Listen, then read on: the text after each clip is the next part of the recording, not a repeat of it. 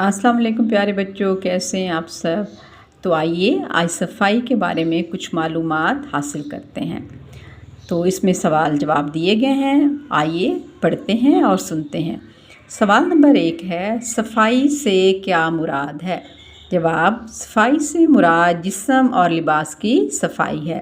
سوال نمبر 2، جسم کی صفائی کے لیے کیا کرنا چاہیے؟ جواب، جسم کی صفائی کے لیے روزانہ نہانا چاہیے۔ سوال نمبر 3، نماز پڑھنے سے پہلے وضو کا حکم کیوں دیا گیا ہے؟ اس کا جواب ہے تاکہ ہمارے ہاتھ، پاؤں اور چہرہ پاک اور صاف ہو جائیں۔ نمبر 4، ہمیں اپنے ناخن کتنی دیر بعد تراشنے چاہیے؟ جواب ہے ہفتے میں ناخن ایک بار ضرور تراش لینے چاہیے۔ نمبر 5، ہمیں اپنے دانت کتنی بار صاف کرنے چاہیے؟ جواب، ہمیں ہر روز اپنے دانت 2 مرتبہ صاف کرنے چاہیے۔ نمبر 6، کھانے پینے کی چیزیں کیسے رکھی جائیں؟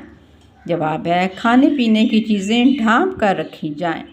نمبر 7، صاف ستھرا رہنے کا کیا فائدہ ہے؟ یہ تو آپ سب کو معلوم ہے، صاف ستھرا رہنے سے صحت اچھی رہتی ہے اور ہم بیمار نہیں ہوتے۔ تو یہ تھی کچھ معلومات، اور حدیث نبوی ہے، پاکیزگی حاصل کرنا نصف ایمان ہے، یعنی صفائی نصف ایمان ہے۔ ہمارے پیارے نبی صلی اللہ علیہ وسلم نے فرمایا پاکیزگی حاصل کرنا نصف ایمان ہے۔ تو یہ تھی کچھ معلومات، آپ نے ان پہ عمل کرنا ہے۔